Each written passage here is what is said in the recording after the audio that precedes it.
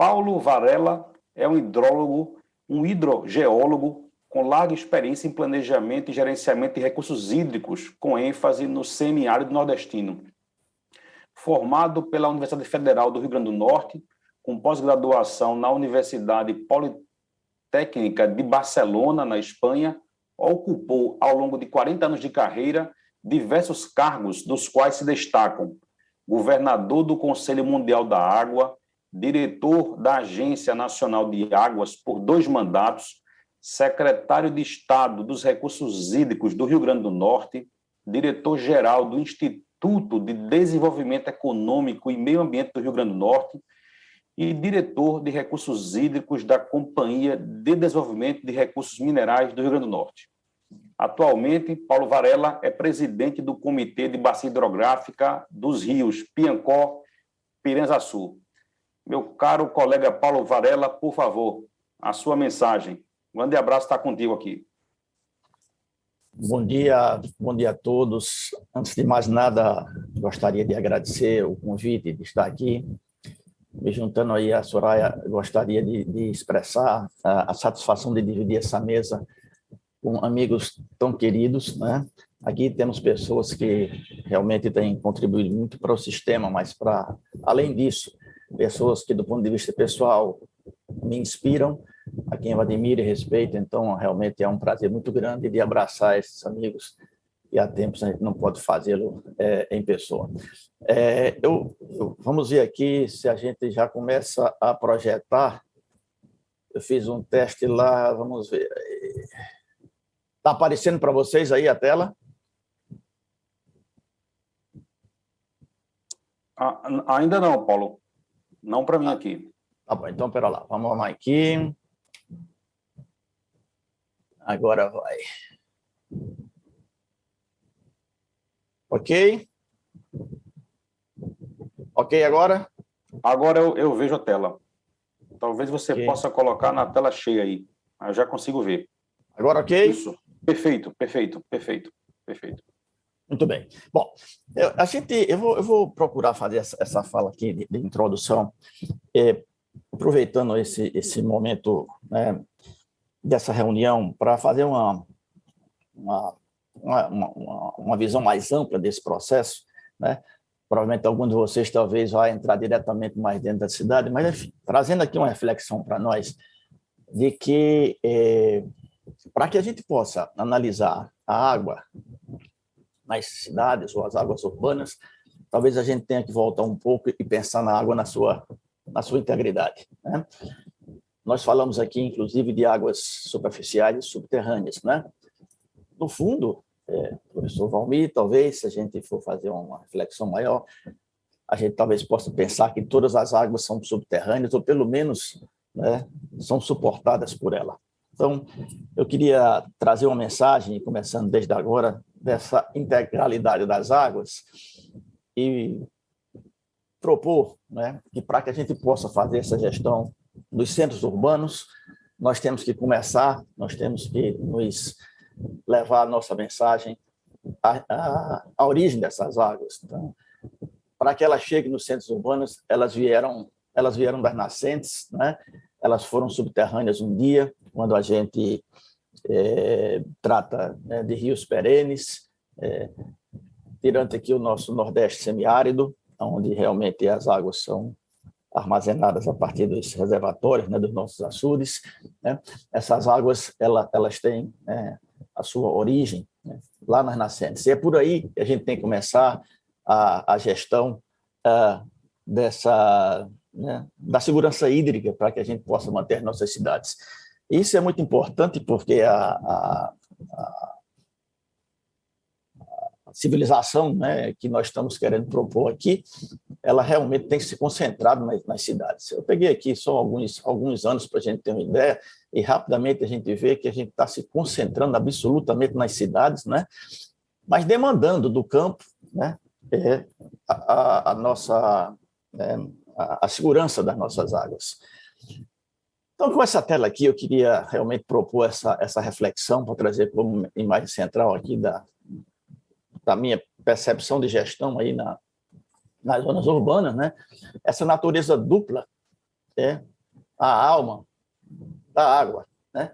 A água, ela é, por um lado, né, ela é biosfera, ela é meio ambiente, ela é floresta, ela, enfim, somos animais, ela é meio ambiente. Mas, por outro lado, ela é um vetor absoluto do desenvolvimento que nós tratamos de recursos hídricos.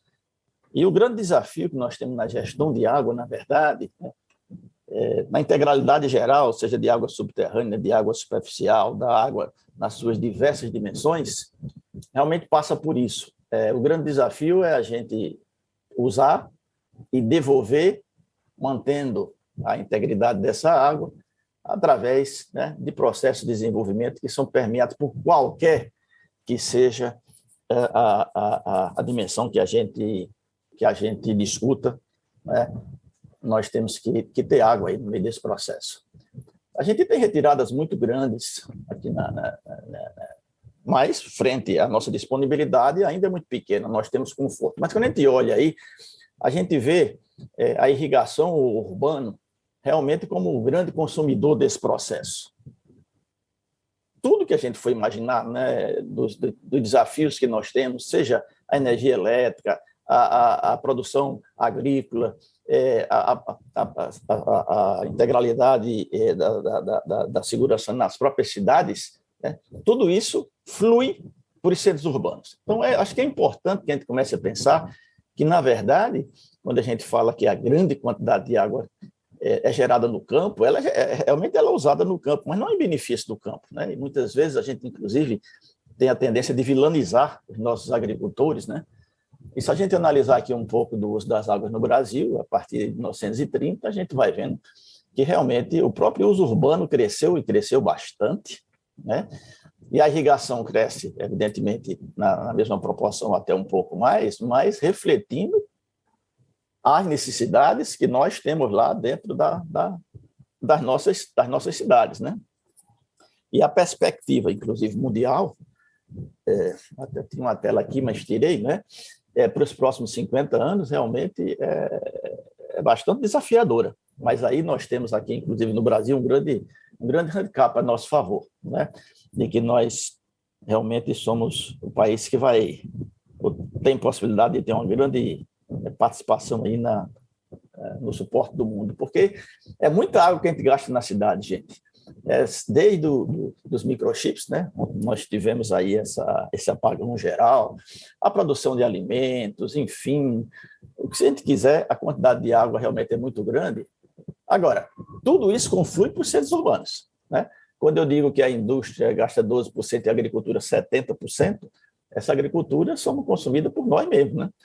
Quando a gente vai lá na geladeira, pega uma melancia bem geladinha, que maravilha, né? Ou está se alimentando, ou usando as maravilhas da indústria moderna, a gente está, na verdade, né, nesse desenvolvimento urbano, nessa concentração que a gente resolveu como modelo. Podemos discutir se isso é tão sustentável assim, mas essas águas urbanas passam por aqui. E aí eu queria trazer essa pergunta. Então, essa gestão integrada das águas, superficial, subterrânea, na sua relação com a agricultura, na sua relação com o lazer, com a indústria, com o comércio, enfim, né? Com o desenvolvimento na sua globalidade, passa por uma gestão específica para as zonas rurais, uma gestão específica para as zonas urbanas? Bom, talvez a resposta possa ser sim e não. Evidentemente que eu vou ter, né, na ponta, alguma questão específica, como dentro das cidades, a gente considerará um pouco mais aí na frente, né? Quando a gente vai tratar aí da drenagem urbana, de como nós estamos construindo nossas casas, como é que estamos aproveitando essas águas e reinfiltrando nos nossos aquíferos e tal. Mas, no fim, o que eu queria propor aqui como tese, né, e de reflexão para o nosso INCOB, é que, na verdade, nós temos que ter uma gestão integrada dos recursos hídricos da nascente aos centros urbanos, né? Apesar de que, localmente, eu possa ter uma gestão mais específica, apesar de que considerar que, evidentemente, que dentro do meio subterrâneo a água se move a milímetros, né, por dia, apesar de que aquela gestão e os profissionais que tratam dela localmente vão fazer uma gestão específica, no fundo, nós temos que ter uma gestão integrada. Esse eu acho que é o grande desafio, essa é a mensagem que eu pretendi, né, trazer aqui para que a gente possa refletir. A gestão integrada dessas águas em todas as dimensões e sempre pensando das nascentes até os nossos centros urbanos. Então, essa, digamos assim, a proposta central que a gente traz aqui para discutir. Evidentemente que, para não ficar fora do assunto, e como hidrogeólogo que somos, né, a água subterrânea em si, eu diria que ela é efetivamente a fonte, e a gente tem deixado ela um pouco esquecida, e ela precisa realmente de um tratamento especial, ela é fundamental, porque, como eu dizia e propunha agora como segunda tese, né, que de uma certa forma todas as águas ou são ou foram, mas são suportadas, né, pelos sistemas aquíferos. Então, os nossos rios, lagos, enfim, etc., as próprias florestas, né, a vida na Terra está baseada nessas águas subterrâneas, que são, enfim, 97% das águas que a gente dispõe. Uma outra questão muito importante, e aí também fica aí um alerta para que a gente não esqueça disso, inclusive no nosso dia a dia, é a questão da interface água doce e água salgada, principalmente nas cidades litorâneas, né? E a gente vai tirando água, e muitas vezes não está se percebendo, não está se acompanhando, não está se monitorando como é que está variando a nossa interface água doce, água salgada. Isso pode ser bastante perigoso. Quando eu fiz minha pós-graduação lá em Barcelona, na Espanha, eu vivi um exemplo assim, prático, né? Na escala de 1 para 1. Lá, inclusive, foi previsto uma década antes, e realmente houve uma intrusão salina que salvou todo ali o delta do Llobregat, forçando a que eles trouxessem grandes transposições para abastecer lá em Barcelona. Então, essa gestão de água na nossa gestão urbana, muitas vezes a gente está se concentrando e lembrando das coisas que a gente vê e enxerga, né? De como nós podemos reinfiltrar água, né? nas nossas construções das cidades, da nossa drenagem, e para o assunto que eu deixei aqui por fim do nosso saneamento, evidentemente, que aí talvez seja o grande desafio mais imediato, mas eu queria trazer também aqui para que a gente não negligenciasse, né, na gestão urbana, dessa questão que eu acho que é crucial, que é fundamental, e uma vez ocorrida não se resolve dentro de um tempo de vida da nossa escala humana. Então, nós teríamos problemas para muito tempo a mais. Quer dizer, nós temos que agir agora, nós temos que agir antes que a questão ocorra, né? Nós temos aí uma quantidade imensa de poços tubulares também que estão abastecendo não só a cidade, mas também os campos, que precisam também ser muito bem monitorados. Se nós estamos falando de uma água integral, e a gente tem muito mais facilidade para medir os rios, para medir nossos açudes, nossos reservatórios, é absolutamente necessário que a gente também tenha um melhor monitoramento dos nossos aquíferos, né, professor Rombi? Talvez aí, né, numa campanha mais organizada, a ANA tem aí a sua agenda de água subterrânea, evidentemente que a dominialidade é nossa enquanto estados, mas a ANA tem essa coordenação. Eu aqui também deixo, né, como uma submensagem a grande necessidade de que a gente possa partir, Marquinho, aí, que já temos uma rede fantástica do ponto de vista superficial, nós precisamos avançar com essa rede do ponto de vista de proteção dos nossos aquíferos, se nós queremos ter segurança hídrica nos nossos centros urbanos. Não é lá, assim, é muito importante que a gente tenha isso sempre em mente. Não é dentro da cidade que a gente gera água, é lá que a gente polui a água, é lá que a gente mete esgoto dentro dos aquíferos, mas elas são geradas, né, no âmbito das nossas bacias.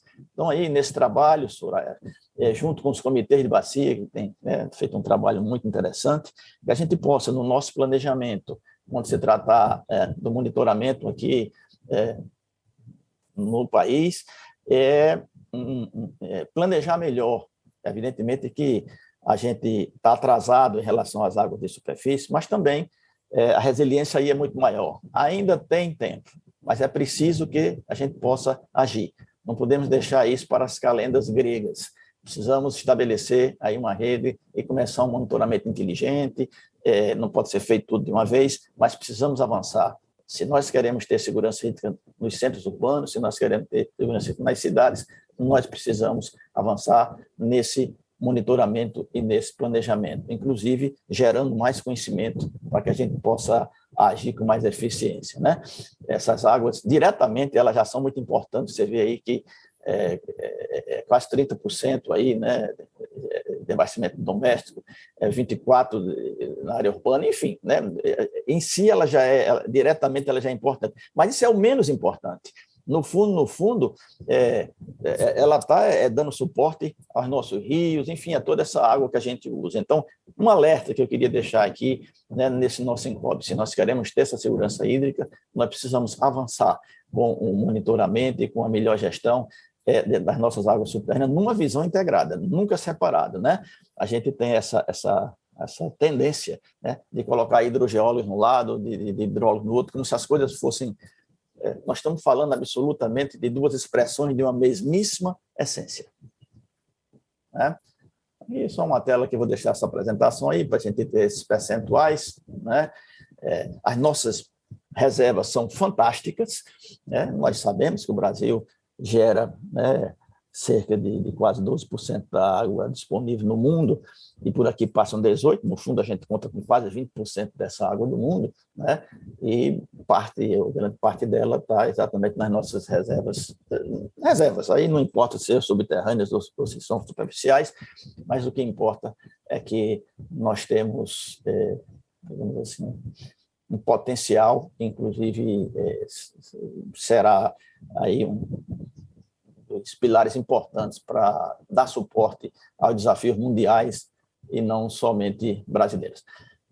Mas agora, voltando a olhar um pouquinho mais para as cidades em si, né? Nós falamos um pouco da geração dessa água, do que nós temos que fazer para garantir a segurança hídrica, né?